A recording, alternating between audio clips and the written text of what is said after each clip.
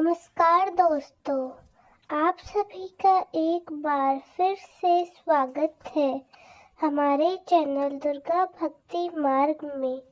आज मैं आप सभी को सुनाऊंगी सोमनाथ मंदिर की कथा। सोमनाथ ज्योतिर्लिंग में सोम का अर्थ है चंद्र और नाथ का अर्थ है स्वामी, अर्थात जब चंद्रमा के स्वामी है वह सोमनाथ है। सोमनाथ मंदिर गुजरात के सौराष्ट्र में जूनागढ़ के पास प्रभास पाटन नामक स्थान पर है। सोमनाथ ज्योतिर्लिंग की स्थापना से संबंधित कथा इस प्रकार है।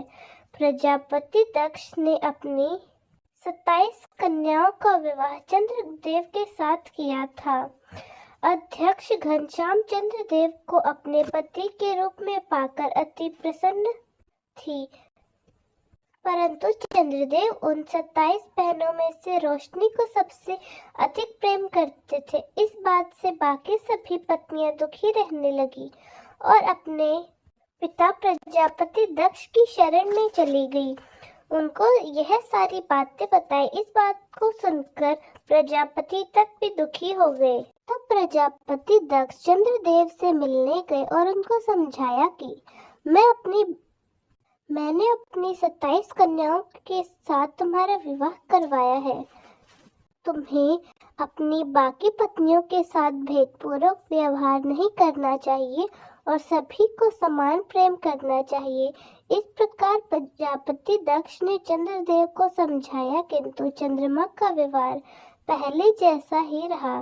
तब पत्नियां फिर से दुखी होकर प्रजापति दक्ष के पास गई और सारी बात बताई। तब प्रजापति दक्ष अत्यंत क्रोधित हुए और चंद्रमा को श्राप दे दिया कि तुमने मेरे समझाने के बाद भी मेरी बात की अवहेलना की है, इसलिए मैं तुम्हें श्राप देता हूँ कि तुमको क्षय रोग हो जाए।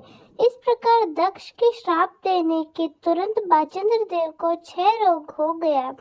चंद्रमा के क्षीण होने से प्रकृति में हाहाकार मच गया। सभी देवगण और ऋषि मुनि भी चिंतित हो गए। तब सहायता के लिए सभी देवगण ब्रह्मा जी के पास गए। तब ब्रह्मा जी ने कहा कि जो श्राप मिला है वह तो भोगना ही पड़ेगा, किंतु एक उपाय है। यदि चंद्रदेव किसी उत्तम स्थान पर जाकर एक शिवलिंग की स्थापना करे, प्रतिदिन उसकी पूजा करे, तपस्या करे और भगवान महादेव के मृत्युंजय मंत्र का अनुष्ठान करे, तो वह अनुष्ठान पूरा होने पर भगवान शिव उनको क्षय रोगों से मुक्त कर देंगे। तब चंद्रदेव ब्रह्मा जी की आज्ञा मानकर प्रभाव क्षेत्र में पहुंच गए और वहां पर शिवलिंग की स्थापना करके निरंतर तपस्या करने लगे। चंद्रदेव ने 6 माह तक कठोर तपस्या की और महामृत्युंजय मंत्र का विधि पूर्वक अनुष्ठान पूरा किया। अनुष्ठान पूरा होने पर भगवान शिव प्रकट हुए और चंद्रदेव से वर मांगने के लिए कहा। तब चंद्रदेव ने प्रार्थना की कि हे प्रभु, मेरे इन 6 रोगों को दूर कर दो। तब भगवान शिव ने कहा कि दक्ष के शाप को नष्ट नहीं किया जा सकता, किंतु मेरा यह आशीर्वाद है कि तुम्हारी माह के कृष्ण पक्ष में प्रतिदिन 3 होंगी, तो वही शुक्ल पक्ष आने पर तुम्हारी कला प्रतिदिन बढ़ती रहेगी। इस प्रकार तुम स्वस्थ भी रहोगे और तुम विभिन्न कलाओं के कारण संपूर्ण जगत में सम्मान भी प्राप्त करोगे। तब चंद्रदेव ने भगवान शिव की स्तुति की और भगवान से आग्रह किया कि वह सदा के लिए इस शिवलिंग में वास करे। तब भगवान प्रसन्न होकर उस शिवलिंग में प्रकट हुए और वह शिवलिंग सोमनाथ ज्योतिर्लिंग के नाम से प्रसिद्ध हुआ। यह 3 सोमनाथ ज्योतिर्लिंग की स्थापना की कथा। अब बात करते हैं मंदिर से जुड़े कुछ रोचक तथ्यों के बारे में। इस ज्योतिर्लिंग की स्थापना स्वयं चंद्रदेव ने की थी। 12 ज्योतिर्लिंग में सोमनाथ ज्योतिर्लिंग को सबसे प्राचीन और सबसे पहला ज्योतिर्लिंग माना गया है। सुल्तान मोहम्मद अलाउद्दीन खिलजी और औरंगजेब जैसे कई मुस्लिम आक्रांतकाओं द्वारा सोमनाथ मंदिर को 16 बार तोड़ा लूटा गया।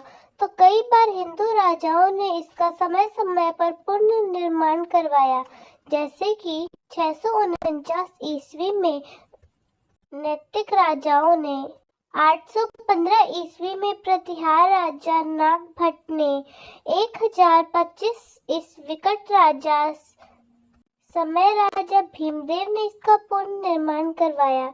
इसका सिंबा निर्माण सरदार वल्लभ भाई पटेल के आदेश के बाद शुरू हुआ और उनके मरने के बाद मई 1951 में पूरा हुआ। सोमनाथ मंदिर के दक्षिण में एक स्तंभ है, उसके ऊपर एक तीर रखकर यह संकेत किया गया है कि सोमनाथ मंदिर और दक्षिण ध्रुव के बीच में कोई भूभाग नहीं है। हर साल लगभग 1 करोड़ लोग मंदिर के दर्शन करने आते हैं। मंदिर के पास 3 नदियों हिरण्यकपिला और सरस्वती का महासंगम है।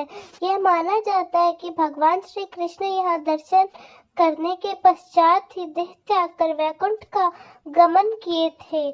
अब बात करते हैं मंदिर से जुड़े चमत्कार के। चंद्रदेव ने अपने रोग से मुक्ति के लिए ज्योतिर्लिंग की स्थापना की थी।